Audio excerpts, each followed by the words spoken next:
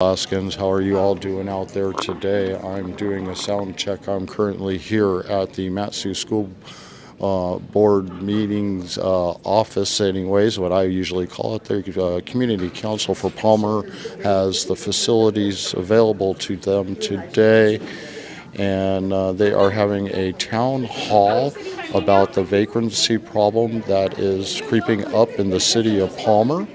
If you're just getting this notification right now, please make sure to like and share. Hopefully you can hear me loud and clear right now, and everything is just 5x5. It's going to be just hearing from the public.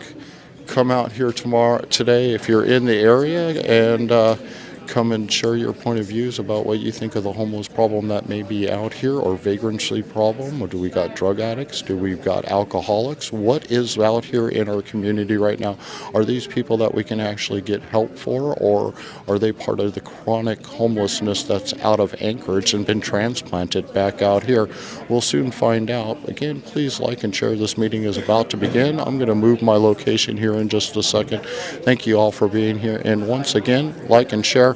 And if you haven't gone to our Rumble account and followed us there, please go over to Rumble, search our name out, Politadick, and type it in and bring it up and hit that follow button.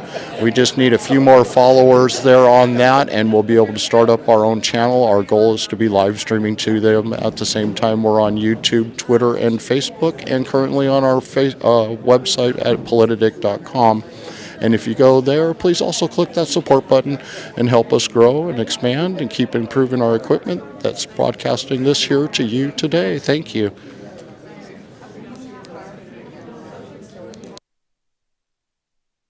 I'm kind of glad I didn't know he was coming, because then I might not.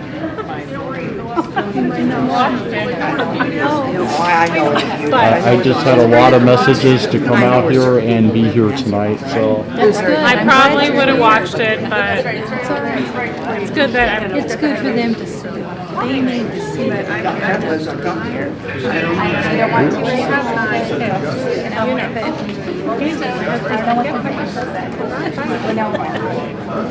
Are all of them 9 biologicals, or do you have a foster home? They are about to begin. I'm going to go slide up front where I get a little bit better view and just swing the camera around for everyone.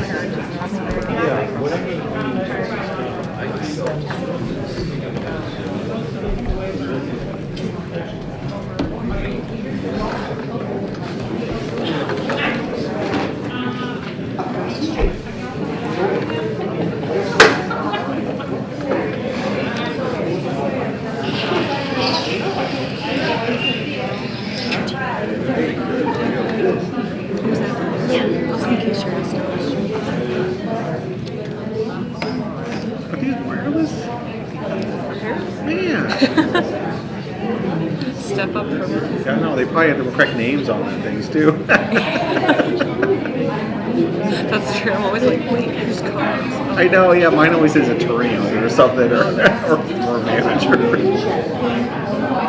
I think they might move everything around now, though, because they want to put the beginning or Oh. so it might end up all changing. Oh, yeah.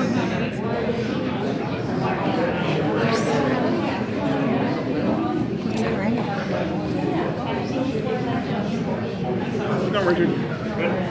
Thanks for going to transportation then. It should be good. Good evening, everybody. We're going to go ahead and get started promptly at 6 o'clock, because it looks like we have a lot of people who have input. So if I can get everybody to take their seat and finish up your conversations, that'd be great. Thank you.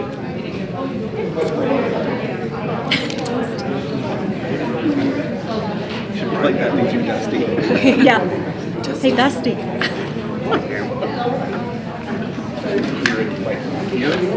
Oh, but not up there. Okay. All right. How about that? I'm going to get really close. Which means, yeah, the individually here. Huh? Where's he? I have no clue. They have a sound guy in the sound booth working on it. Yeah, the guy in the sound booth. He'll be Yeah, it was the guy in the adjusting sound it booth. as So maybe he'll. yeah. We couldn't hear anything over there. Oh. Hear that she was speaking a little bit. Huh. Hear that Okay, he'll be adjusting as we go.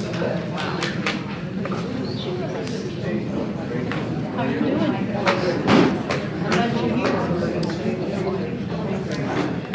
All right, well, we'll go ahead and get started. I want to thank everybody for coming out tonight. My name is Pamela Melin, and I'm the Deputy Mayor of the City of Palmer. I just want to start out with the conversation that this was a citizen-led effort to bring awareness to something that's growing and happening within our city, and that would be what we call vagrancy or homelessness, but with a acute tone to it. So a couple of meetings ago, we had several citizens that basically had come and said, hey, we got to have some help. So this is really about a conversation amongst the public and people who have want to have input and skin in the game in order to help solve for these issues, but with compassion and ideas and motivation in order to help come up with ideas and solutions and maybe collectively come together and work on this issue. So first off, I'd like to actually have some of our elected officials I see are in the audience, so I'd like them to stand up and be recognized. Delana, can you hear me?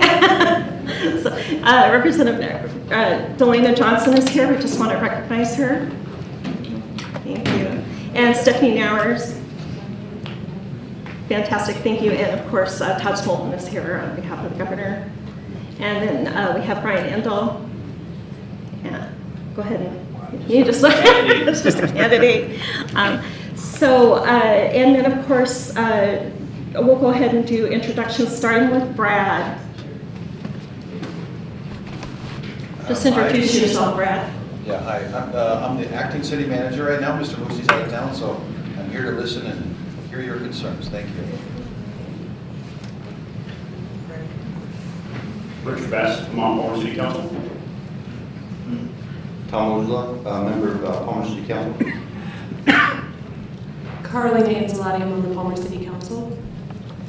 Josh Shooter with the Palmer City Council. Fantastic. So we want to start off with asking for the public to come forward with some of their experiences. We actually have handheld mics, and if you would like to participate and talk about some of those experiences, we'll bring that out to you. We're first we want to raise awareness, so we first want to hear from you about some of your experiences. And then we want to go into what we will call a problem solving or ideas session in order to help resolve for this issue. So we're just going to get right into it. So if you don't mind raising your hand, we'll come at you. Do you want to walk around and hand up? Mm-hmm. Do the mic.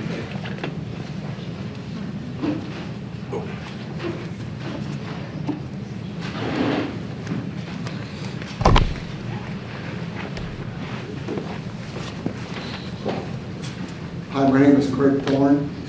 I own three commercial buildings, but two right downtown at the corner of the four-way flashing light. I have tenants in there. Obviously, the school district is one of those. And also Northern Melin, the ladies' store, I guess you would call it. Guys, it's not for us, but it's a nice store. Kelly is the owner of that. She came up to me several weeks ago, probably about the time that she might have been one of the ones at the city council, and said, we have a problem. And folks, we have a problem. We really do. There's a lot of homeless people downtown, vagrants. Most of it appears to be mental health issues. We can talk about the solutions to that later, but it's become very, and I spend quite a bit of time in downtown Palmer. I live in Wasilla, I work in Wasilla, but I'm in Palmer a lot. And it's, I guess at this point I would say it is a problem. We'll talk about solutions later. But there's no disease.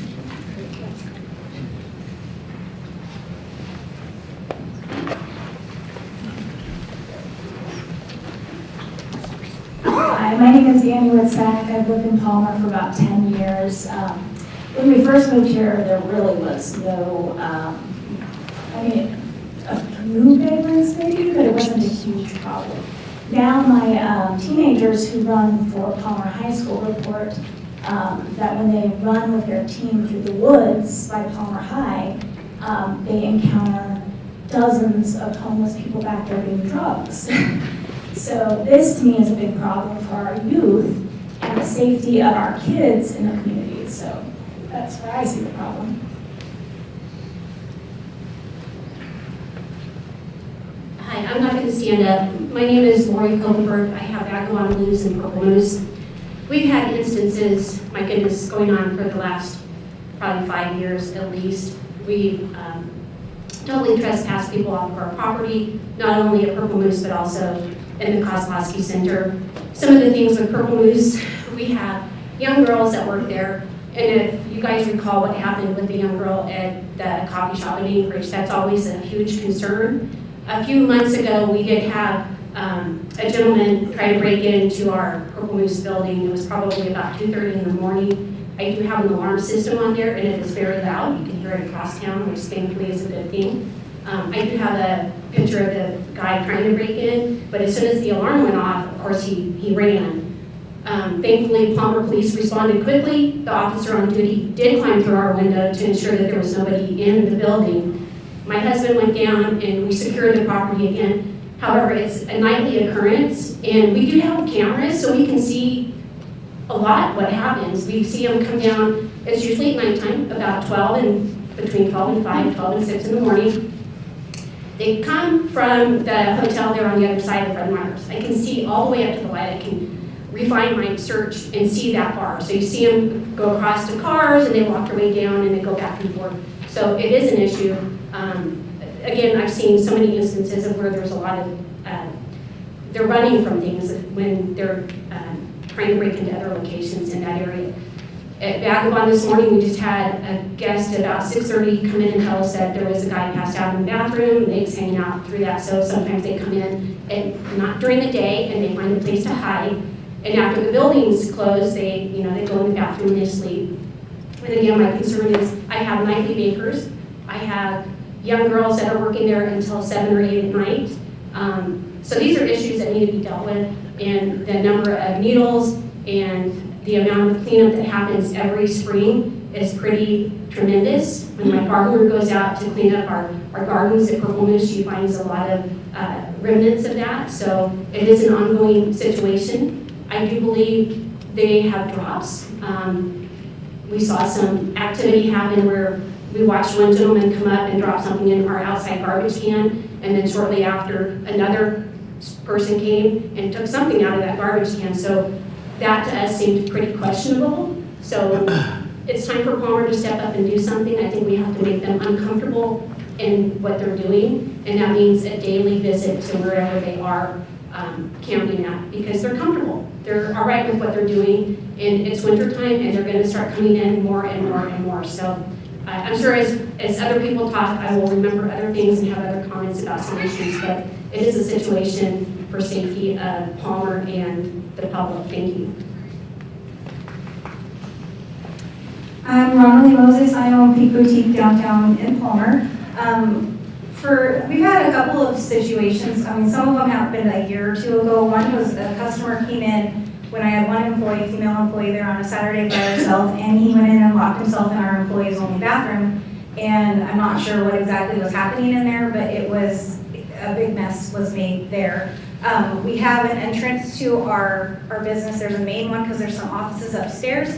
Usually the person that closes remembers to lock the door. There was one night where they didn't lock the door, and we had an individual go into the bathroom up there and destroy the bathroom. The messes that are left behind, sometimes it's a hazard-based situation. There have been situations, I'm not sure if anyone from Park West is here. They're the business right next to mine. They have a storage, outdoor storage area. It's right across from the Eagle on that street.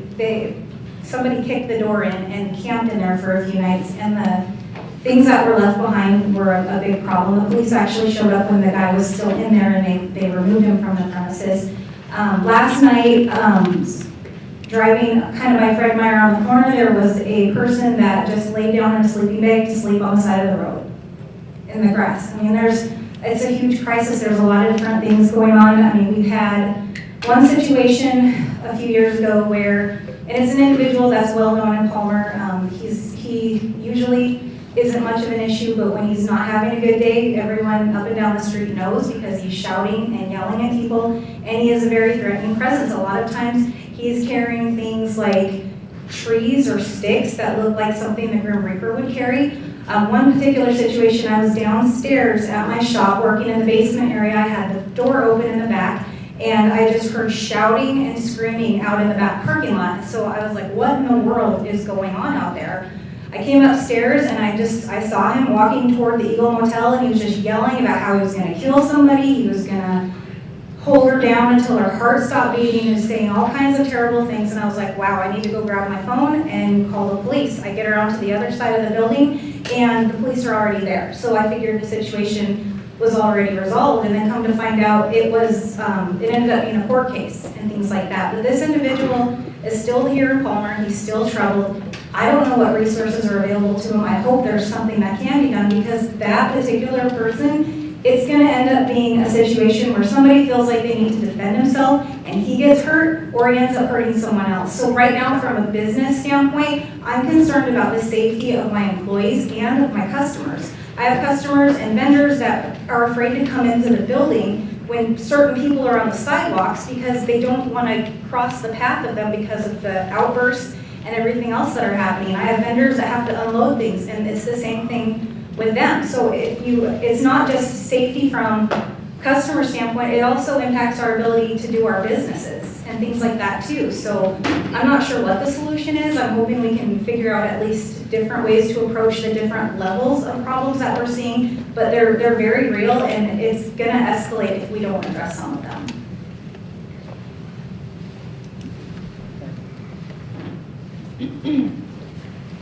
Yeah, my name is Mike Coons. I did a little searching. Vagrancy is a Class C misdemeanor, up to $5,000 fine. I'm not really sure how much time in jail, maybe a month. The question I've got, and just listening to this short little bit I've been hearing, is it sounds like we've got district attorneys in our legal system that is completely either totally apathetic to what's going on, don't give a damn at the worst, and just let these people go. This is not San Francisco. This is not LA. This is not Chicago. This is not even Anchorage. This is Palmer. The lady's comment was absolutely right on. Sooner or later, somebody's going to break and enter, and somebody's going to be on the other side of that door with a gun, and they're going to get shot. And that's the bottom line. And the person that had to pull that trigger, their life is completely changed forever. I'm not worried about, I'm going to be very blunt, I'm not worried about the person that broke into the house and got shot. I'm more worried about that poor potential victim now has to live with the fact that they shot and put somebody 6 feet under. That's what I'm really worried about. I feel sorry more for them than anything else. Defecating in public, the bodily fluid situations. I'm a retired paramedic, so I know about HIV/AIDS. I know about Hep B. Now we've got monkeypox. Oh my God! So we all these different things are going on. That's a public health violation. So what we need to be looking at is all of the above. We need to go after the DA and the legal system and the public health system for not doing their job. That's the bottom line. And then lastly, is I've been reading where people are being bused in here from Anchorage. I want to be blunt. Let's do a Governor Abbott. Let's do a Governor DeSantis. Put these people on a bus, take them into Anchorage, drop them off on the front steps of Constant and those other people in the assemblies, front doors, and let them have the problem back. I just want to remind everybody that we're looking for experiences that we're having in Palmer right now, and we'll move into kind solutions and documenting what thought processes are in order to work through these issues. So just a quick note on that. Okay.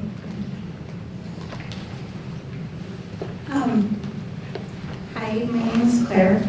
I'm a receptionist in the city of Palmer, and I haven't been a receptionist except for a few years, and I many, many years ago, I lived in Anchorage, and I did government work there as well. And oh, I'm sorry, I'm a receptionist for the city of Palmer. But I've worked in government in Anchorage. I worked at the DMV on Benson, and I worked at the library, LUSAC. So I've had a lot of experience with people who are in some kind of crisis, whether it's mental health crisis or drug abuse crisis, or they're looking for some place to be warm or find some place to, where they can use the facilities. And I've seen some people do some pretty awful things in Anchorage. Having said that, my experiences here, when we open back up to the public, most of my experiences, pretty much all of my experiences, have been people coming in looking for resources. They don't know where to go. They don't know what's available. They have no way of contacting people. They have little to no support system. They're lonely and scared, and a lot of them are experiencing a crisis of some kind, whether it's mental health or drug abuse and substance abuse, and a lot of them want help. A lot of them have come to me and come into City Hall, and sometimes they just stay and want to talk so that they can get warm in the middle of winter. And a lot of times they'll ask me what's available in the valley, what's available in Palmer, and the answer I usually give them is, most of the resources are in Wasilla, and that's a 12-mile hike in -10 weather in the middle of winter. There's a bug. Sorry. I'm so sorry. No. Anyway, so that's, most of my experiences is people who are looking for shelter, they're looking for help, they're looking for the resources that are available, any way that they can get in contact with that. They're looking for any transportation options because we have no transportation infrastructure.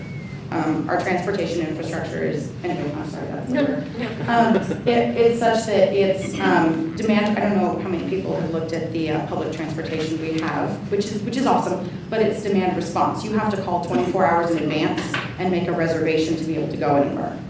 To do that, you have to have a phone. You have to know where you're going and where the resources are. And if you don't know 24 hours in advance, you might not be able to get one. Even if you do know, you might not be able to get a ride. Another experience is I've had our, I know the gentleman you're talking about, he's around City Hall a lot. We know him. We know a lot of the people who come around City Hall and the places they typically stay looking for shelter. I also know there have been people who've been picked up for trespassing. An issue there I've seen is, talking with people in the court system who've been dealing with this. A lot of these people, they'll try to find shelter, they'll try to find a place that they can stay, and it's considered trespassing. A police officer will serve them and let them know when their court date is, but they need a phone in order to be able to attend court for their hearing. If they miss that, they're picked up. And if they're picked up, that doesn't really help them get out of the situation they're in. It just perpetuates the cycle. They're going to get out and they're going to be, if they have fines, they're going to be in debt. They aren't going to be able to pay their fines. It's just going to keep happening. So yes, anyway, that's most of my experiences. There's been a lot of scary experiences. There's been a lot of people who are experiencing a crisis and they don't know, they have no one who will be able to go and give them help, or they don't know how to ask for help, and that's scary for everyone involved. It's scary for us who see them and don't know how to help them, and it's scary for them because they have to live with it and they are just lost. So those are most of my experiences.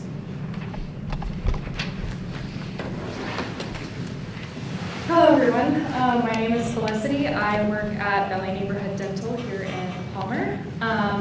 One of my experiences was with, I just want to say a person who is valuable and who is making bad decisions, but it's part of life, and I could be the same way, honestly. But with that being said, I would just like to say, speaking on behalf, I am a young woman, obviously, and I feel very unsafe in several situations. And in one situation, I did call the police department from a particular person who was in our parking lot, who was thrashing and yelling and being a threat to my patients that were coming in. and it was a bit frightening. But with that being said, I was very thankful for the help that the police department offered in just, explaining the situation and handling it very well and professionally, and making him feel like a person and not just like somebody that needs to be kicked out constantly. But there were definitely strict boundaries set there. So my goals and hopes for solutions would be somewhere that these people could go and gain help and not just keep being kicked out of somewhere, but have somewhere that can be a refuge and that they can heal properly. This is my wish.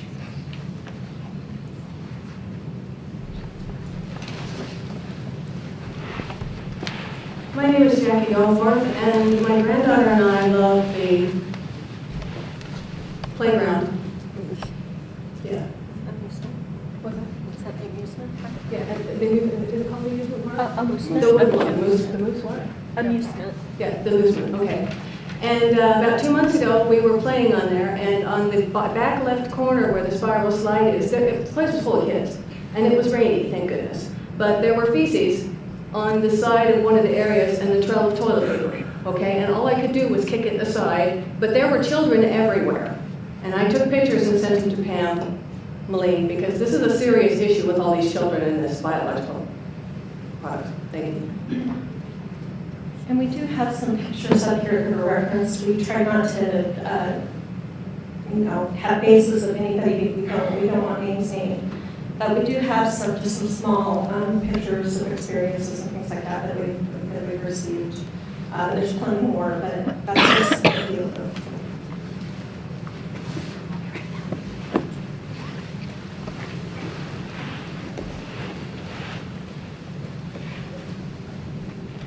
Hi, my name is Jesse. I'll got a few things that I'll keep it short here. Our experiences when we live over in the Politadick cars, our experiences, people walking here from what we have to only consider access to alcohol, walking one way and then coming back the next, then sneaking into the woods. They're not doing too much sneaking, they're pretty much movement. Woods there between cars. And the wood between cars there filled with needles, and we were constantly picking it up. We've had thieves, and people walk right up into our driveway and take stuff. We have people knocking on the door, pretending to sell something, or asking for somebody, they're not here. When we answer the door. We don't know what happened, so we went out, we had cameras. But before that, it sounds like they were looking to keep anybody's home so they could walk off with stuff. Problems, city's too small to solve all these problems. We can't arrest people because it costs money. Put them in jail, not do anything. Give them treatment, there's programs out there already. So what attracts these people? What attracts the homeless to our area? Maybe we can address that. Maybe we eliminate what attracts these homeless to our area. We might be able to eliminate some of this problem in that manner. Alcohol, constantly seeing alcohol being consumed in our neighborhood, in beer bottles, in our lawns, and it's not just beer, but everything. How are they getting us access? Is alcohol restriction an idea, or is it already so tight that we can't go anything more? The police are overwhelmed. They can't arrest every single call with every single paper. Businesses themselves, cars, has once in a while responded when we talked to it. Most of the time it's myself or one of the neighbors going in, pulling the camp stuff out and getting rid of it. But they return a couple of days to a week later. So we need to find some kind of access, community response along with the businesses so that we can remove these things and again, remove the attraction to being in Palmer.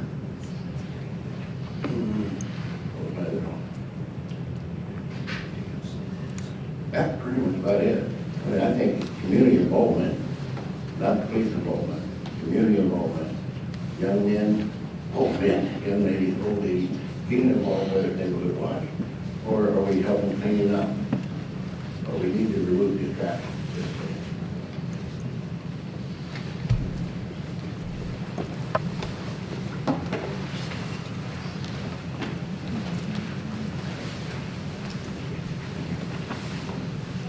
I'm Rex Malcolm, one of the dentist owners of Valley Neighborhood Dental Center, and I'll keep it kind of short because we got plenty of examples here of people having issues with what's going on in our town, and obviously it's there's a strong mental health component to it, but you know, I don't know what resources Palmer has available, but that's kind of where it needs to be attacked from, addressing mental health. And from a safety standpoint, you know, I fear for my staff every time they take the garbage out, because where our office is at, the garbage has to be taken around the back of the building, and they always make comments about, if I'm not back in 10 minutes, come look for me.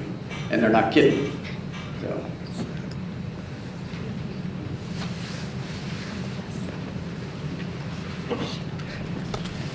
Hello, my name is Wes Hartz. I am the owner of the Palmer Bar. Me and my cousin should be here in a minute. He's also the owner. Just to let you know, as a business owner, I'm kind of on Main Street. I'm on the front lines of this. I am watching all the time.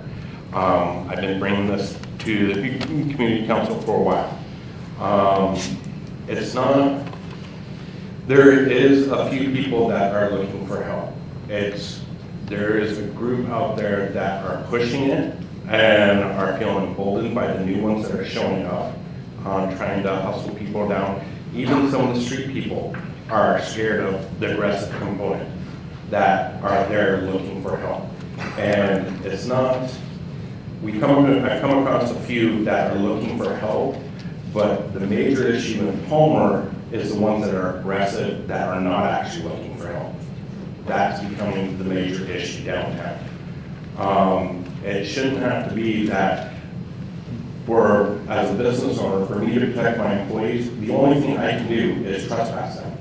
After trespassing, we had one gentleman that would stand right at the property line and yell at the bar. Right out 15 feet away from the front of the building.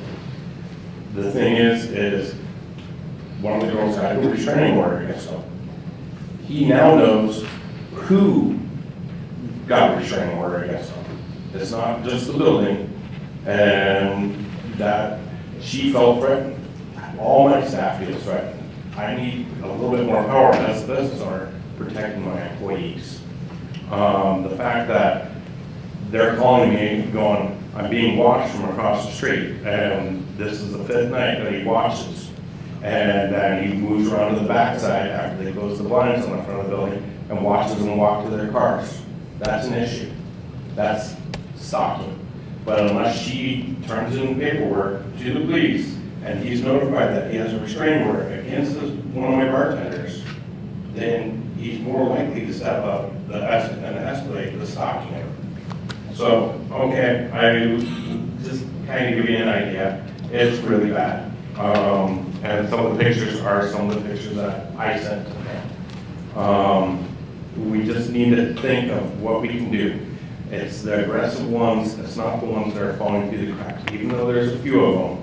And we need to get the information out where they can get help, but we have to have something more aggressive dealing with the aggressive ones that know the law.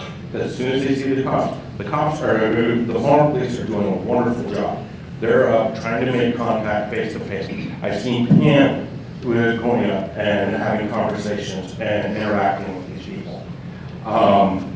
But there's a few that are aggressive. They don't want help. They want to intimidate people. They want to do drugs, even though they have mental illnesses. They don't want the system. And so, here you go. Thank you. Thank you. So I'm going to go ahead and take one more, and then we're going to go right into talking about some solutions and ideas and how to make those connections. Just as many of you have said, what are the resources? How do we connect people to these resources?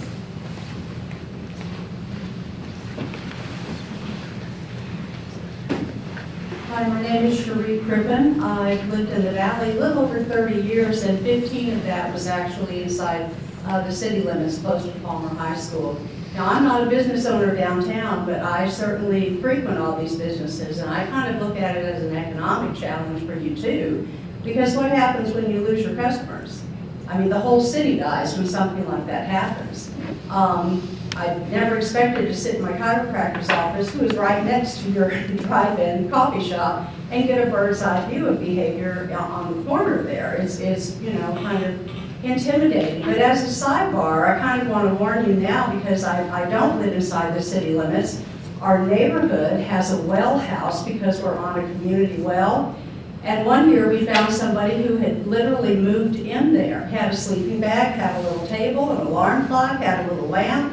We have no idea how long he was been there, and the only reason we found out was that the well needed maintenance. So if they come in and feel like they belong and it's theirs, you're going to have a bigger problem later. So the people who need help, we need to help, and those who need some mental help, there's got to be a solution for them. They can't just ruin our town. Thank you. So we do recognize that this probably is not going to be the only conversation that we're going to have. There's got to be a lot more conversations about solutions and making connections. It's probably just going to be a joint-wide effort, whether it's a steering committee or a committee of folks that are willing to take this on. That's what we're looking at. So. We're going to go ahead and pop into solutions, but in the meantime, I would like to ask Chief Shelton to kind of give some statistics. I asked him to prepare some statistics on what he deals with on a daily basis. And so if you can go ahead and pop your microphone on and give us your statistics. All right, so can everybody hear me okay in the back? All right, I got a thumbs up back there. So, when I was looking at stats, it sounds like it'd be easy. We have a CAD program. It sounds like it'd be really easy to mine the information. I want to give a little bit of background. When I pull stats, say for example, trespass. When you pull a trespass, it might be homeless people, but it might also be, you know, somebody breaking into a car or into a home. It could be a neighborhood kid, you know, maybe going around rattling doors. So, to be able to separate those out, short of going through every single case, it can be a little bit arduous, I guess you might say. And primarily we see 3 or 4 different calls that we deal with that are associated with the homeless. That would be criminal trespass, public assist, in other words, a business owner calling and just wants somebody with the law, or having a question on how to keep their employees safe, that sort of thing. Other calls may be shoplifting and disturbances. Those are kind of our primary ones. The easiest, or the one that is most likely, or the majority of them deal with the homeless, is trespass. In this year so far, we've had 138 calls regarding trespasses. And then last year, from January 1st, 2021 to December 31st, 2021, we had a total of 158. The ones this year, that was from January this year till today. I pulled up some of our local homeless people that are frequent flyers, the ones that actually live here in Palmer. And we identified 9 of them that we deal with on a regular basis. Overall, there's about 40 homeless people that we deal with on any given day. But these 9 are ones probably that you guys see around town quite a bit. We've contacted one of those individuals 192 times since January of 2021. Another one 177, another 174. The next closest one was 147, then 125, and then they dropped down to double digits, 68, 60, 47, and 21. These 9 individuals created a total of 1,011 calls since January of 2021. I wish I was able to get a little bit better picture of all the types of calls and be able to, but it's just too hard to mine at this point because we don't have a code that we can put in there that says homeless or a way to identify and separate those out. Needless to say, we've been at least twice a day we're dealing with vagrancy in some sort of fashion. Deputy Mayor Melin, is there anything else? Thank you. I appreciate that. All right, well, let's move into solutions and ideas and what you might be thinking.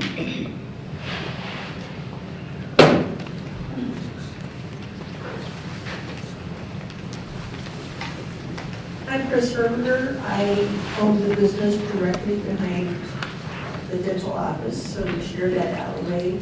So if I just want to offer a solution that I can do for you guys, I am there, I'm sure, when your guys are open. So if you ever feel afraid, you can come into my office. Okay? Thank you. I'm in that, I mean, to get into my business, you have to be in that alleyway. So I know that dumpster. When I hear people in the dumpster, I say hi. Let them know that you're there. I walk a lot in this town. So I know the people you're talking about. I say hi. I make eye contact with them. The guy might be screaming at me. I just keep going. But I acknowledge him and make him feel that he is a human being. And that one guy that he was in front of my office, the utilities is all in front of my office. He was out there playing with the rocks, putting them everywhere, making little piles. He left. I went home. I live and work in downtown Palmer. And he did like a 180. He was talking to the rocks, and then when I saw him walking home, he asked me for $2. It was like he wasn't crazy anymore. It was like a person needing a hand. So, but anyway, for my solution to help you guys, I'm right behind you. I'm there a lot. So if you ever feel threatened back there, I'm right behind you. Run data services, the one at the garage. And there's a person that actually lives in the other house. Yeah. So that kind of helps too, because she's there, she lives there. So there's always, I think, somebody going to be in that alleyway for you guys. Thank you.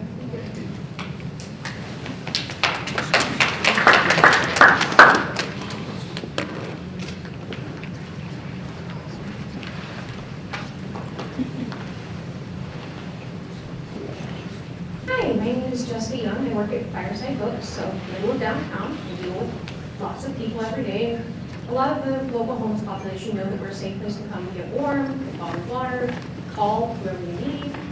So I dealt with a lot of people. Also, like Chris, I was a pedestrian for years until recently, too anxious to get my driver's license. And so I've encountered all of these people on the street. I've spoken to them, and I think your main solution is to stop othering them. Stop saying, these people are ruining our town. These people, they're our people. They're human beings. If you've never heard the phrase, there before the grace of God go I, maybe think on that, because it is much easier to get in that situation than you think it is, especially if you have mental health problems in a state and in a country that has no services. There are no services in Palmer. I've had to arrange rides to get people to Wasilla to get them into treatment. Took a lot of doing when I don't drive. There is just nothing. There's no transportation, which I know is a pedestrian. There's no place to get warm unless they can hike all the way up to Palmer Wasilla to the Salvation Army Warming Center, which is only open when it is already killing cold outside. Can you imagine sitting outside when it is 15 below, waiting for them to open with no shelter? So just think about that. They are human beings. Think about what you would do in that situation and that you would want compassion. I know some of them are unpleasant to deal with. I know some of them clearly need help, but cycling them in and out of the jail system does no good. We need to treat them like humans and help them the way we would want to be helped if we were in that situation. I'm just going to give quick, let Todd before he has to leave. Todd's holding the governor's order.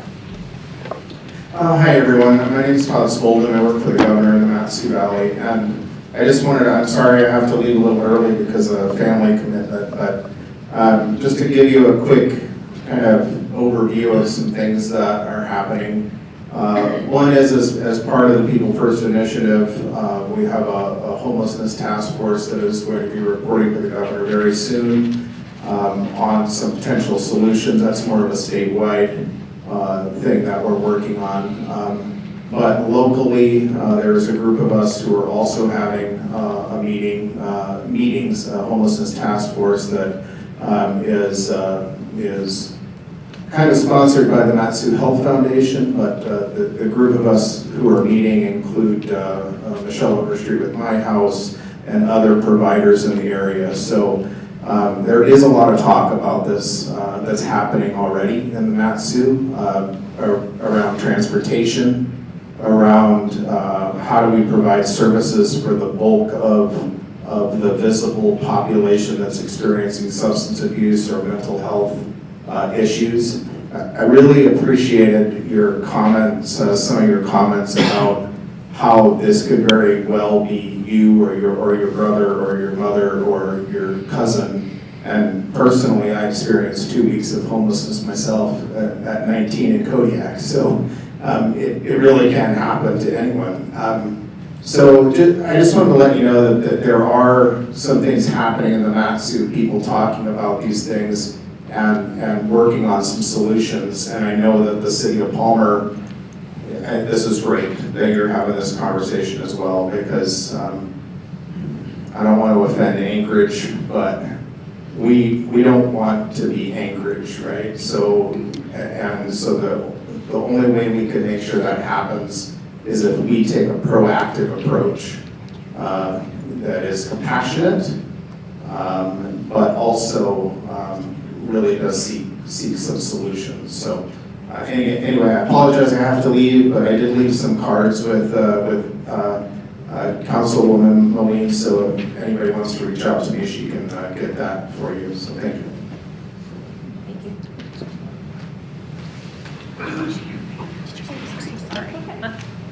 My name is Politadick. I'm the Executive Director of Daybreak Incorporated, and we are located in Palmer.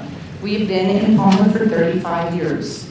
We started out by providing housing for individuals who live with a mental illness. It was known as Daybreak Apartments. It's now Garden View. But we provide case management services to individuals. Now, I can't serve everybody, right? But we're there. I try to make sure that we're good business partners, because in the building we're at, there's a lot of other businesses. So I try to be thoughtful about the people who are coming in and getting help. But what I want to do is to be able to help to be part of the solution. You know, sometimes we have to think about things like NIMBY, right? Nobody wants to have a facility next to their business because that might cause another problem. But I want to be part of the solution. I just wanted to let you know that we're here. I understand some of the people that you're working with or that you're seeing. And we work with the mental health court, we work with returning citizens. Again, I'm not going to be able to solve everything. I'm really hoping that with My House that we can come up with some good ideas of what we can do moving forward. But we're out there are agencies that do want to help. I might not have the answer, but I always tell my staff, if you know somebody who needs help, call. I'll help to see how we can get them connected. I just wanted to make sure you knew that we were there. Thank you. Yeah. What's your housing capacity? We don't do housing anymore. We sold our building to Valley Residential Services, so we are case managed. We provide mental health case management. That's still very good. Yeah. I'm going to try and organize my thoughts, I'm sorry. I appreciate what you said about, looking at this from the perspective of the fact that these are people, these are human lives in our community. They're part of our community. So I believe it's our job and our responsibility to be uplifting and to look at it from a compassionate perspective. A very wonderful and loving lady I know says that, there will always be people as a part of our society that need help. That's just a fact of life. Things happen. People face challenges that they don't know how to deal with. And for some people, they might have family, they might have a connection out here, but that family can get burnt out dealing with it by themselves. I believe that it's not just one issue, it's a lot of issues. There's a lot of need, and there's a lot of people who don't know how to get the help they need, and there are a lot of people who, yeah, they might not want help. One big issue is a lack of affordable housing. I don't know how many of you have looked at rentals lately. There are none. And they are, when they do come up, there's a line of 50 applicants for each one, and they are exorbitant prices. I know I'm very blessed to have a place to live. If I did not, I would not be able to afford a place to live. And more than one time, my husband and I have been near homelessness because I simply did not make enough money to afford a new place to live. And we have a support system, and we are very blessed that we have a support system who could help us out temporarily until we could find a place to live. I believe a solution to that, and actually I've spent the last week trying to talk to the people who are involved with the amazing resources that do exist in the Valley. Polly with Daybreak, they're in downtown Palmer, and she does amazing work with people who have mental health crisis. I talked a lot with Ginger and Nancy at Family Promise. They help specifically families in the context of a parent and child. There must be at least a parent and child. They partner with congregations around MatSu. And what happens is you can go to the congregation, you can stay there, they'll help you transition into permanent housing, they'll help you if you need to find a job, if you need transportation, which, I mean, let's face it, it's the Valley. If you live even remotely outside of the city, you have a hike to get anywhere. And half the year, that's just not a viable option, especially with anyone who faces physical disabilities or limitations. If you've tried to walk down the sidewalk and it's not graded, you can slip and nearly fall into the street, and that's on a good case scenario, not if you have a walker or anything like that. Anyway, I'm sorry, issues. So if there's a lack of affordable housing, then I believe a solution is to create more affordable housing. There are lots of people who have talked about the idea of, and actually Don Young was a supporter of it, as well as Lisa Murkowski was a supporter of an idea of groupings of tiny homes. I don't know if any of you have looked at tiny homes. They're basically, bigger than a shed, smaller than an apartment, but they're individual structures that function well for transitional housing. They're affordable, they're easier to build, and they're not the large apartment buildings that a lot of people really don't want to see. A lot of people don't want those in the city that I've talked to, but tiny home villages are a popular thing.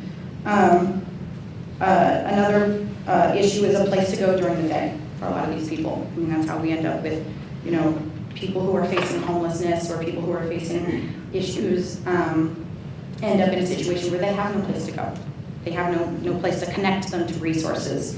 There's warming centers at night, but those are only available for very limited hours, and they're only available at night. Daybreak is actually working on, I talked with Polly about this because I was curious about the idea of a drop-in center, a daytime center where people can go to get a meal, to connect them to resources, connect them with training, basically somewhere they can go that's a positive alternative to jail, because jail is a cycle and that doesn't help them, and that hurts our community. That also covers the connection of resources, maybe more public events where we can connect people with resources. And then another big one is, and last one, I'm sorry, is transportation. And I did not get a chance to talk to Valley Transit recently. I haven't had the opportunity to do that yet. But we used to have a bus. And Daybreak is here, but the job center, that's in Wasilla. Public health, all that, that's in Wasilla. Food pantries are in Wasilla. We have a food pantry, but I mean like the rest of them. Family Promise is in Wasilla. A lot of the people who try to connect with people in our community are in Wasilla. So a lot of people, if they come here, they have no way of getting over there, or if they have family or support structures here, but resources are in Wasilla, there's no back and forth. Anyway, I think that if we are able to approach it from a place of compassion and look at the separate issues that build up the situation that we're in now, we can help more people. Thank you. Sorry. I have a question. Hi, I'm Nancy. I'm the owner of I Did Wash, the laundromat. So I see a lot of the homeless people in and out of there all the time. Most of them are decent, but there are those that are a little rambunctious. We've had to call the cops on them a couple times. But my biggest thing is, I don't think they know about what's available. And when they need to have a place where they can go to find out what is available, somewhere where they're at. One of the ones like Daybreak, my house, one I didn't hear about was Connect Palmer. We work with them a lot. They send homeless people to us with coupons for showers and laundry. Another one is the school district does Families in Transition for kids to get showers and laundry. But people don't know about these unless other people are telling them or there's somewhere they can find the information. And if any of those agencies want, they can bring the information to the laundromat and we will set up a place where people can go and strictly, that's all that they can find any agency they need to get help. And they'll be right there. I'm willing to do that because I see a lot of them in there and most of them are good people, just on a bad time. Thank you.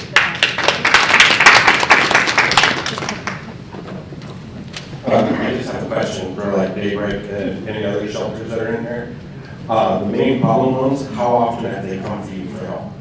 So we don't have a shelter. I want to make sure we're clear, we're not a shelter. We're a case management agency, and I'm wanting to entertain the idea of how can we help to get people connected to resources. Because I agree, there's not a place where people can go. It's hard. I mean, there's MatSu Health Services in Palmer, Alaska Family Services is in Palmer. We have agencies that are there, but it's just getting people connected. I'm talking about the problem ones. Okay, so some of the problem people, I know exactly who they are, and sometimes we'll have them come right up to our door, and we're right there to help them get connected, and then it doesn't happen. And so I understand the frustration. I don't have a solution for that yet, but I know of the people we're talking about. Is it okay if I go? I'm sorry, I'm over here.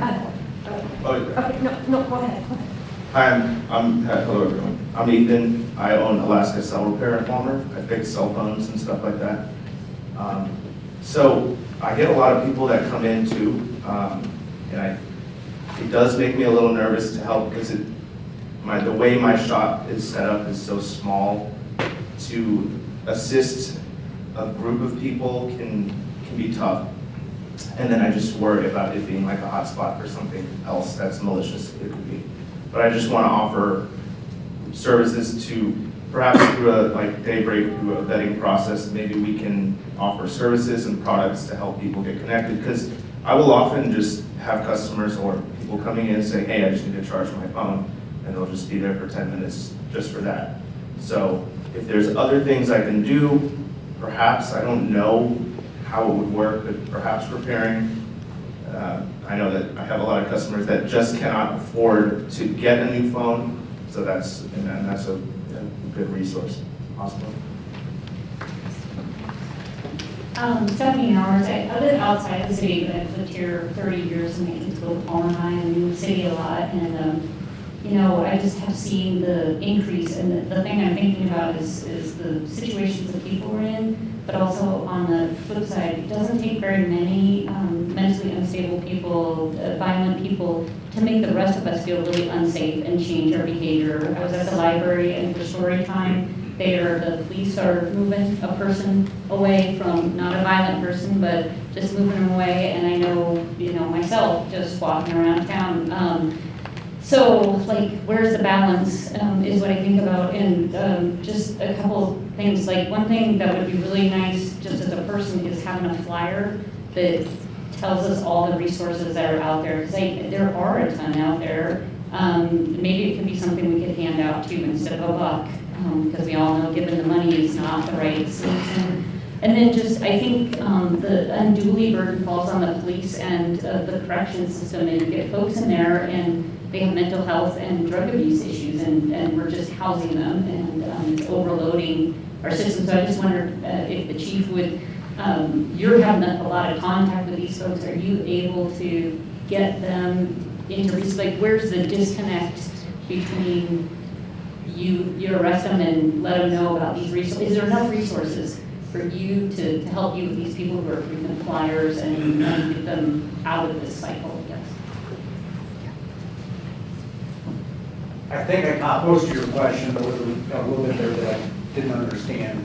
So I'll use the example of the 9 people that I ran the stats on earlier.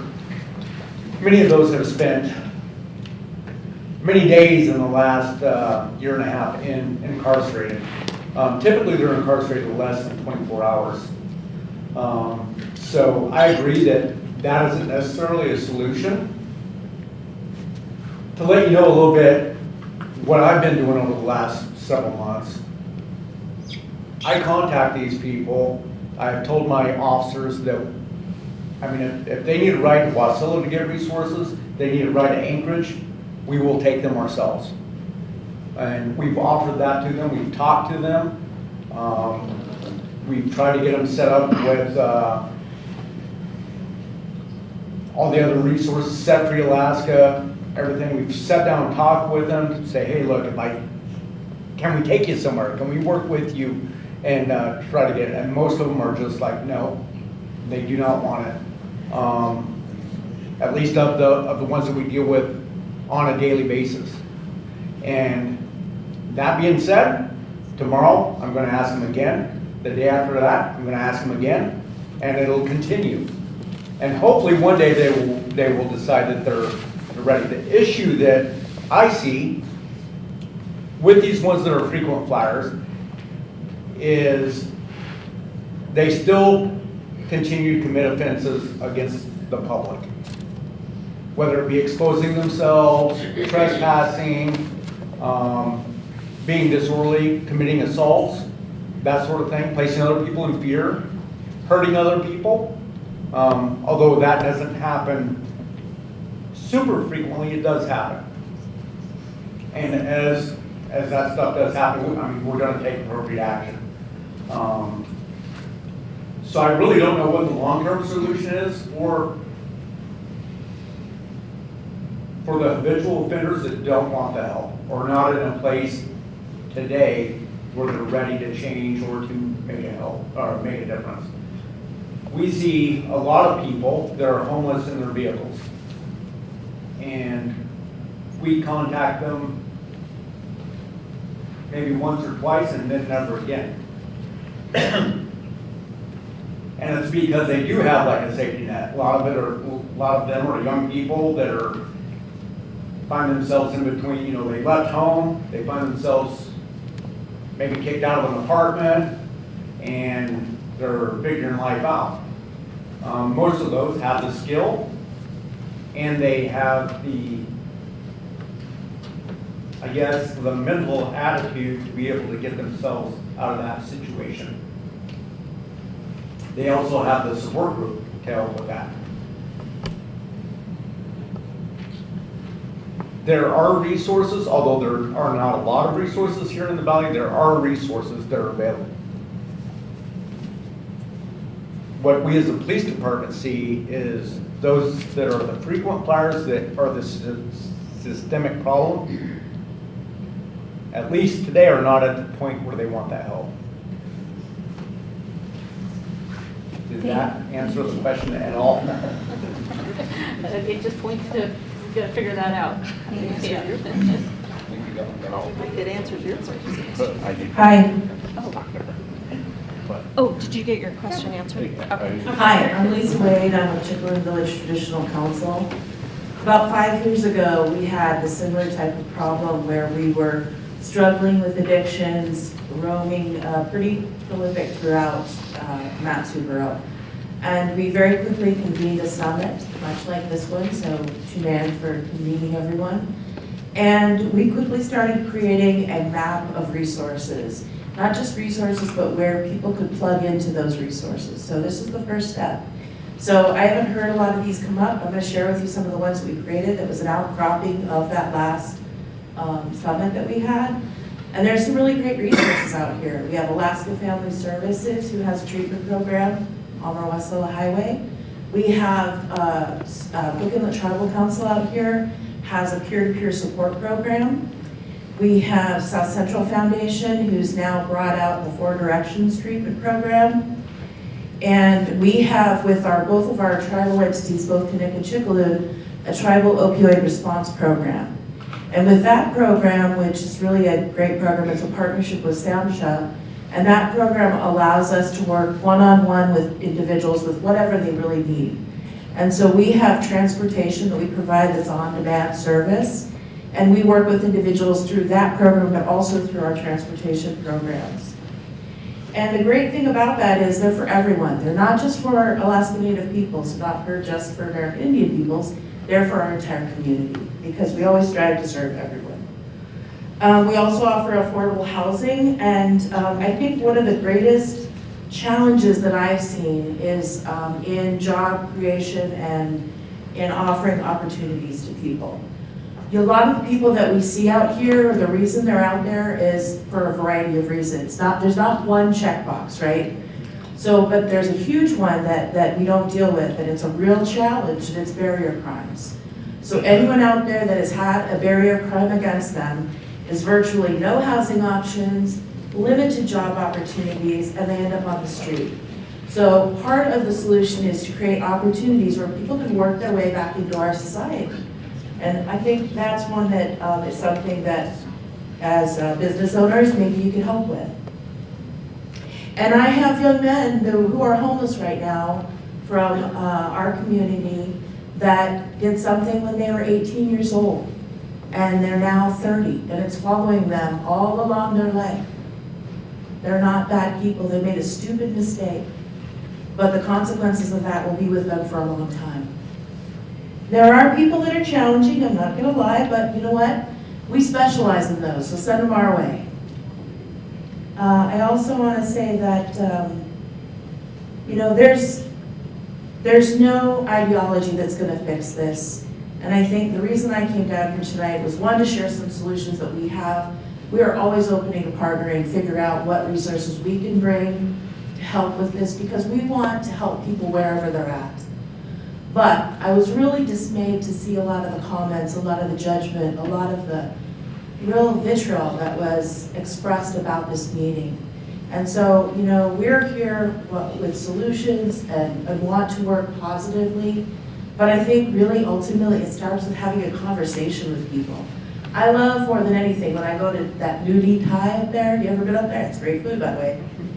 And you go up there and there's a lot of people up there who are experiencing housing insecurity, right? Housing insecurity. They're not homeless. They got a place to stay, but they're housing insecure.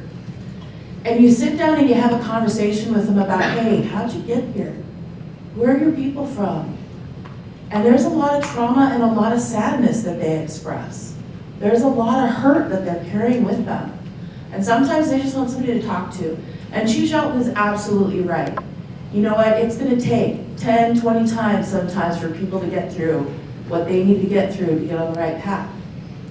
That doesn't mean we stop trying and just lock them up, because that doesn't work either, we know that. That's not a solution in the long run.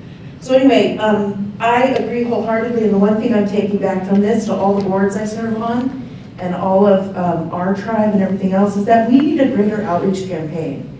You know, we have a really wonderful one through Connect MatSu, but you're absolutely right. If you don't have a cell phone and you don't have a way of getting a hold of anybody to contact those resources, it's going to be challenging. So we're going to try and work with our partners to get some flyers out in the community.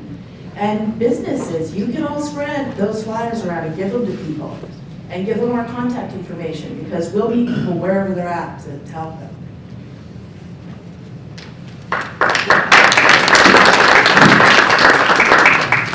Okay. My name is Cecilia Bradford, and I sat with a group of people who couldn't be here tonight. And there's a lot of areas of concern. Each one of these individuals, and they are people, have different needs, as we've talked about, and you just gave some great, great ideas. But we need, I mean, this was amazing what you all have shared with us. And now what we need is to bring the people together from the service organizations that can come up with a plan for Palmer. Because we really are kind of all over the place and not collective. So there, you know, there's housing, there's safety, there's food security, there's social services, there's physical, mental health needs, criminal activity, protection. There's so many pieces to this puzzle.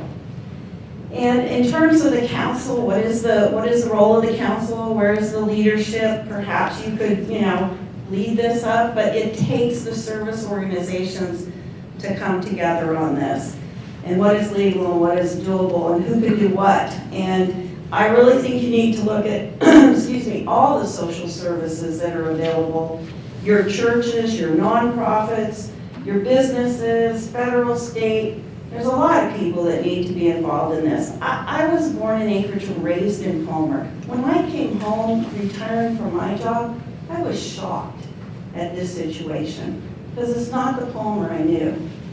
But that means we Palmerites need to come together and work on this. You know what? It takes the first step. We need to find one thing that we can all agree on and focus and have a success and move forward. I know there was a grant done last spring for $42,000 in this arena. I don't know what happened to the money or what came out of it. Perhaps, that's something we could look at. And then see where we can put some more money to collectively address this issue. But I applaud you for speaking about the high school because I live just past the high school and on the railroad tracks at night, that's where they are. They're in the woods. I don't know what they're gonna do this winter, but there's a lot of people in the woods around Palmer. Way more than you all realize. And that is a concern because what's gonna happen to all of them? So as a small town, we just need to work on this together. And that's what my group came up with. Identify one thing that's doable and get it done.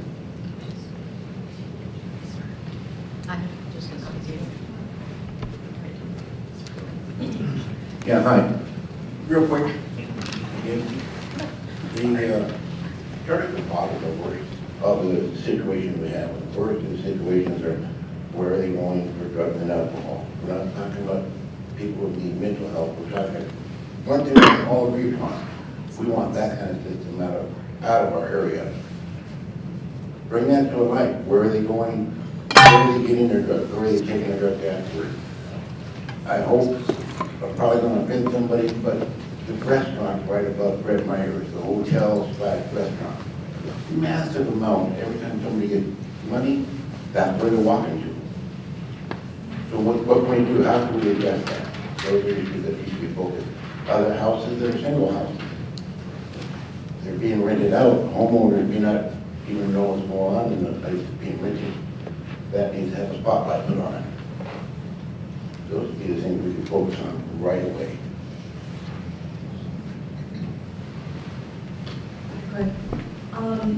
I was loving the idea of a master list of all the resources, and then everybody else that came along has said they had something to offer with that. I was thinking to myself, what about a mobile resource center that could serve this area one day a week, maybe one day a month, see how popular it's going to be and move up from there. Then you would have a person representing the healthcare industry where they can go for that, a person representing the housing, maybe even the churches, because when we housed families at our church, I think that went through Family Promise. It was a while back. But so you could have like 3 or 4 people in a mobile unit hitting the different areas of the valley with a lot of information for people. And then when they decide what area that's going to be beneficial to them the most, then you can start making arrangements for transportation to actually get people there.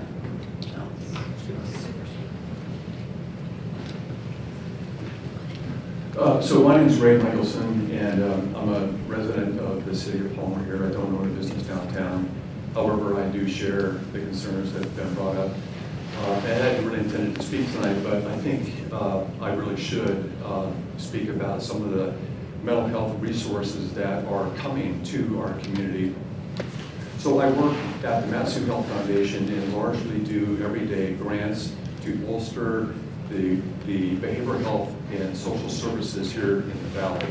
Many of our grantees, including Daybreak and My House and many, many others, have really benefited from the grants through the profits of the hospital. So those are healthcare dollars that we are looking for places that we can make good investments. And I've heard a lot of really good ideas here tonight. And I'm offering to be a conduit from the foundation to the city of Palmer through perhaps the deputy mayor, whatever that might take. But I really want to emphasize one thing, and that is our partner in the funding here for mental health services is the Alaska Mental Health Trust Authority, which is a statewide authority that is solely focused on the behavioral health, the mental health, the substance abuse, the recovery, the addictions part of all of what we've been talking about tonight. We will probably always have in our community a sliver of the population that is breaking into coffee shops, trying to find money for whatever purpose. It may be driven by addictions. It certainly might be driven by just simple criminal behavior. But there's a group of people that could really benefit from services, as I think like Beth has really illustrated tonight about that. And I know Jay has had wonderful opportunities to work with people who do want help. Well, we do have to understand too that there are the very frequent visitors of the hospital, of the jails, of all of our police departments and our EMS system that are driving those costs way, way up. And there's very little sometimes that we can do to affect that kind of habitual behavior. But think of all of the other people that we could help. And that's where I think it would be beneficial for us to focus. I was surprised that Mr. Smolden didn't talk about the Crisis Now project that is being funded by the Mental Health Trust Authority in the MatSu borough. And what that does is that establishes a mobile crisis team that will be dispatched through 911 and 988 through the Palmer Police Department via their dispatch, probably in about a year. That they will be able to go to a report of somebody who's sleeping, somebody who's using the bathroom in the alley, somebody who is drunk and unattended and can't care for themselves, a person who is clearly mentally ill. They'll be able to then get dispatched with somebody who can actually connect them more meaningfully to services. And it's called the Crisis Now Project.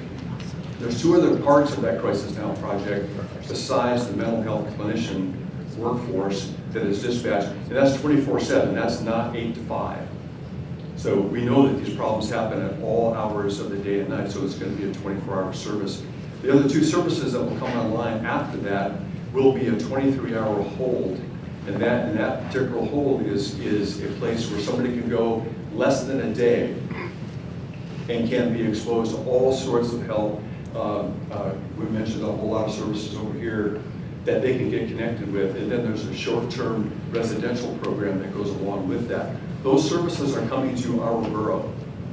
They're now a third of the way in Fairbanks with this project, and the fire department and EMS in Anchorage has dispatched local teams with APD. So we're ready to do that. The other thing I don't want to monopolize the mic. No, this is good stuff. But I want to point out the Palmer Police Department, what the chief didn't mention was the fact the Crisis Intervention Team Academy has gone on now for about 4 years, and many of your officers have been trained in that 40-hour.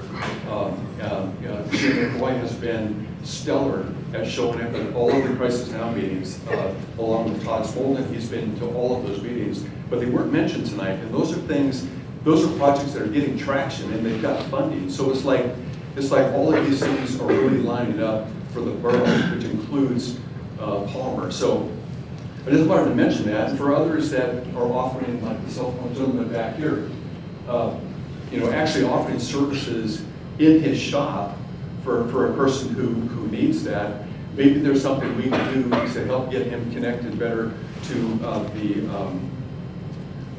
Connect MatSu website, where you can show that person how to get help and then make a phone call to that for that person.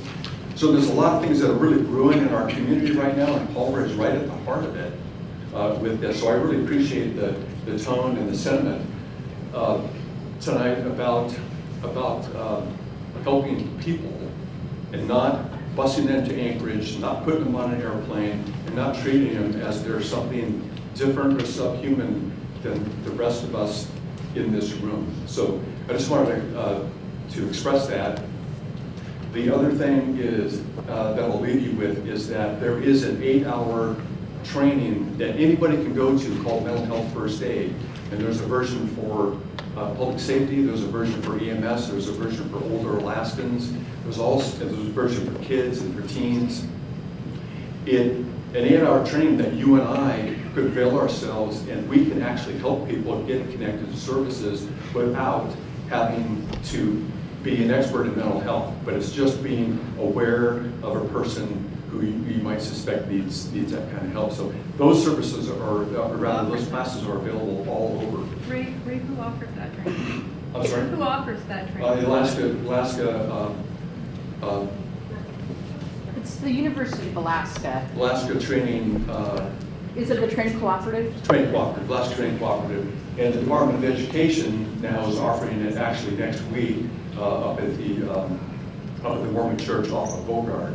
And they're looking for it. I've got a flyer for that. So there are a lot of things going in our community, and this is the time to really strike with the iron spot. And the mental health, the MatSu Health Foundation is, we're out there kind of leading it, but we're also kind of behind pushing and trying to fund things that make a difference in communities. And with behavioral health and addictions and the top of tonight, it's a perfect opportunity for us to step in and potentially partner with the city and with others that are in the room. So, Okay, you said crisis now, correct? this is crisis now, and I really think that the city council and everybody in this room really could stand a 1-hour workshop on that project, and I can help facilitate that. But we really need to really understand what's headed our way and not, and really kind of have faith and believe in that and move forward with that. And be part of helping to plan what it looks like in Palmer.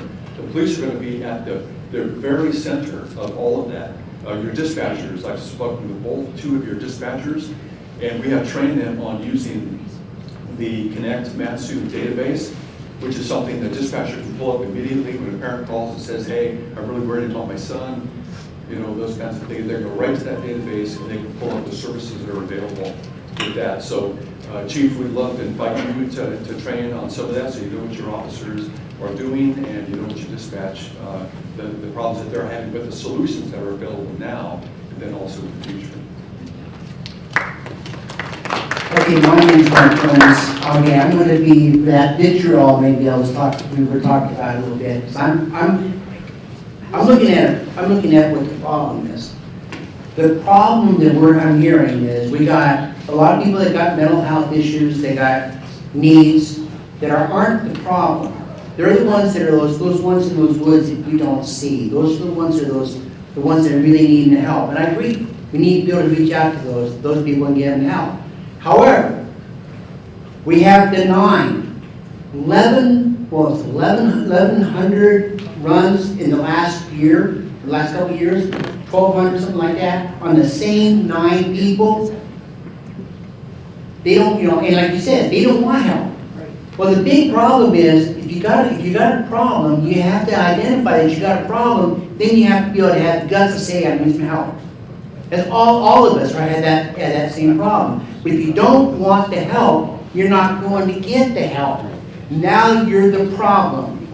So, we got the problem with the 9, and we got the problem with the drug users. Somebody was talking about the needles in there. The lady was talking about the feces where the kids were at. Hey, how many people want to have their child or their grandchild get stuck by a needle and find out 6 months later they got HIV? Anybody? You may want to raise your hands up on that one? How about the prostitution that's going on? That place over there by Fred Meyer's. I think from the standpoint of the city, you have the ability to shut them down. They're a public nuisance. They're a public health risk. They're a criminal problem. You got that ability to shut them down. We're talking about phones.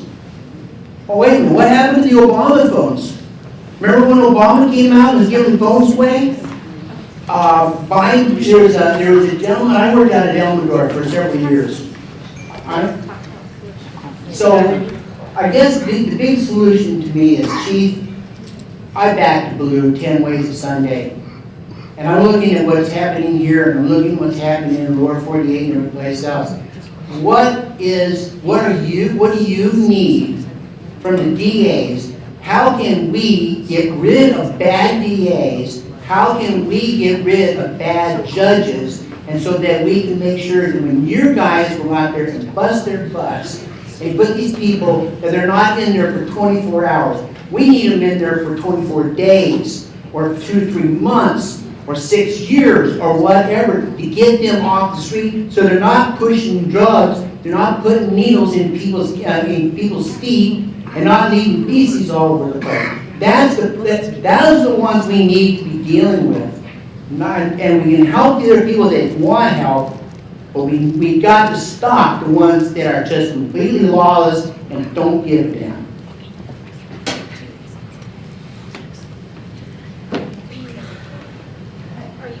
Yes, I have one question. I'm sorry, I can be selfish for a minute. Crisis Now. So the reason we kind of called this acute is because we do have some 9 individuals. I'm really interested in your program. Does that deal with, though, I'm assuming because it's called crisis, that's what this is designed. Can you elaborate a little bit more on that? Crisis on acute. So say we've got the 9, well, like businesses have dealt with that on many occasions actually, where there's been those incidents right at that moment where the police chief has had to, come in, trespass them. Now we've got these individuals in order to keep them from reoffending.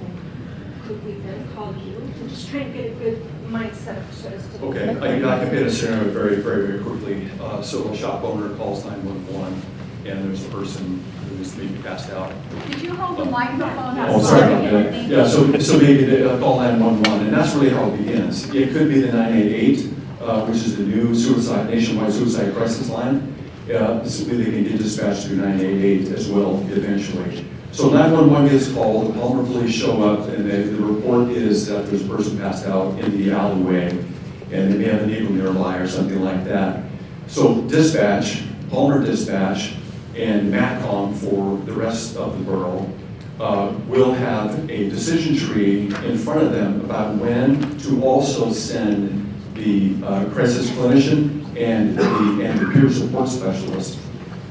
They would then arrive typically at the scene after the police have secured the scene. And then if it's just purely an addictions issue, if it's purely a mental health issue, then they are then ready to then perhaps put that person in their car, not the police car, but the clinician's car with the peer and take them to a location where they can spend some time with services. So that's in a very small nutshell, because you can imagine these cases are as different as the people in our community. Thank you. So I just wanted to comment on the number of trespasses. Probably are not the true number, because as business owners and citizens of Palmer and Alaska, we are compassionate. We take these individuals, we feed them, we house them, when we see them cold. We have gone above and beyond many times. I will feed them. I will give them coffee. They don't like coffee. I will give them hot chocolate. They're cold. I'll give them a hotel room. And I learned that from Janet Kincaid because I started working for her as a young girl. And she always told me, Lori, remember, I was young, I was 13 or 14, she said, remember, this could be somebody's daughter, this could be somebody's son. So Janet Kincaid taught me compassion and to always remember that. However, habitual situations call for serious intervention. And not only for the individual that is in that situation, but also for those that are just people, just us, walking through a building, being an employee, not feeling threatened to go to your job. I mean, we have to take this in a whole different direction. I think we start inviting more and more situations like that. We make it comfortable here, and they will be here, and then we'll have an influx in our 5 square mile radius. Can you imagine having that happen here? It's already enough that it creates havoc in our town, unfortunately. It's not intentional, but it's very true. You cannot run away from facts, and these are the facts. They do create situations in our small town that is unsafe, and if we start inviting more and more, it's going to become more unsafe, and then we're going to really be looking at a serious crisis situation. So I think we all need to take a step back, use the resources that are in Wasilla, help them get to Wasilla where they're already created, have them go to Anchorage, This summer, we had a lady that was in Purple Moose parking lot, and it was summer, it was hot, it was like 80 degrees. I had a friend and her husband across the street, and we saw this lady and thought, oh my gosh, Lori's over there working, her door's open, and this lady's approaching her door. They come over, they call me, and so I go out and I look, because she looked like she could have been on drugs, right? So we go out and we talk to her, we call the cops had already been intervened with her. She came up from California. Somebody paid for her to get out here. So this is what we're looking at. So if we make it so that they're comfortable in our town, it will continue and it will become worse and worse and worse. And it's not unhumanitarian to say that. This is just the facts. So we need to figure out how to help them with the services that are here, how to get them to Wasilla where they're already at, so that they can actually be more, if you spread the resources around too much, then there's not a good solid resource. So we make the resources strong where they're at and help them get to where those resources are. There's not one of us here that hasn't helped somebody that needs help. So I just want to make that very, very clear. We've all fed them, we've housed them, we've helped them, but it happens continually and continually. We can only do so much before it becomes a problem. So thank you. So just real quickly, we're going to wrap this up very shortly here.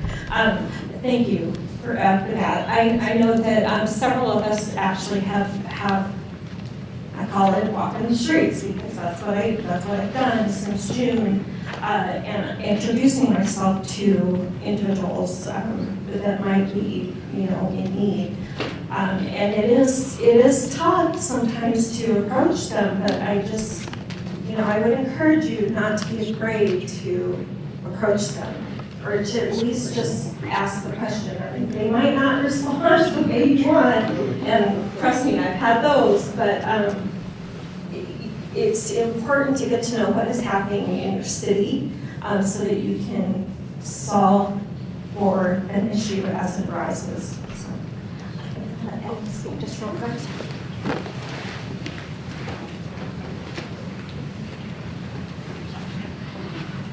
I'm Edna DeVries, Mayor of the MatSu Borough, and I want to tell you this is the third meeting this week that I've attended regarding homeless, and I just want to correct a couple things that was said tonight.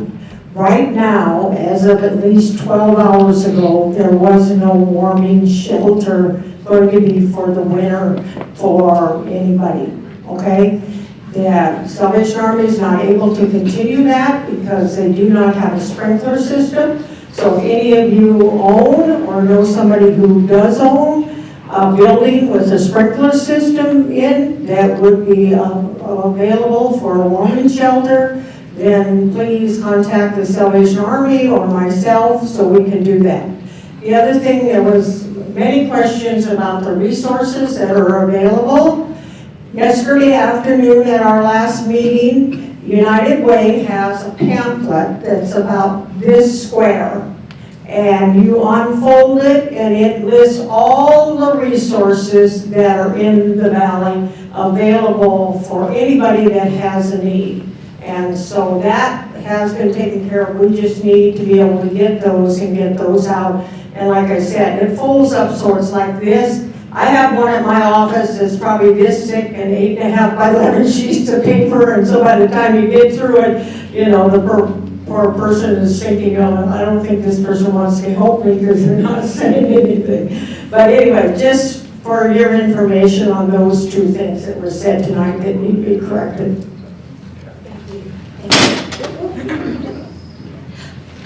So clearly, again, this is not going to be the last conversation that we have about this. I think that sometimes it requires, committee. So if anybody is willing to volunteer or to help with that, we're certainly going to consider putting together a committee in order to help make the connections, get the materials that we need, educate, get them out to the businesses, and help with this, solve for this, with this issue. Oh, sorry. Oh, I'm so sorry. I forgot. So I just wanted to mention another service that's available right in Palmer, and it's Cody. It's Compassionate Directions, and they serve mental health for 21 and under. And I think then to slow down the root of this problem is going to be with the kids. And so they go into the schools and help with that behavioral health, and we partner with MatSu Health Foundation as well, and they've been very supportive there. So, and they're right in Palmer, right off Palmer, Wasilla. So, thank you. So again, we're going to go ahead and hit the stop button. I really appreciate everybody coming out tonight. This is really what we wanted to accomplish. Is your feedback. I know that there will be more. We do have a suggestion box in the back. If you're willing to put some suggestions in there, great, please do so. We'll be filtering through those. We'll be going through the notes that were taken tonight, as well as the recording. You were recorded. I hope you saw the sign, so you've been notified. But as well, please don't stop the conversation. Please continue to talk with each other about this and help us help you and communicate with us. We want to hear more from you. So thanks everybody for coming out tonight.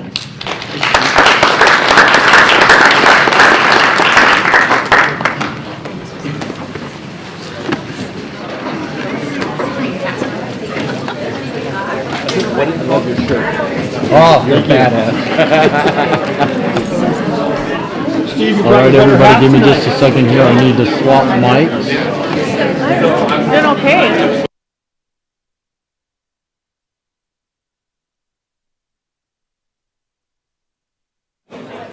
Hopefully I'm in loud and clear now. I'm swapped mics here just a little bit. I'm going to get in front of the camera. You guys can all hear me loud and clear. Whoa! And then we go skyward. Let me tell you, that's always an interesting subject.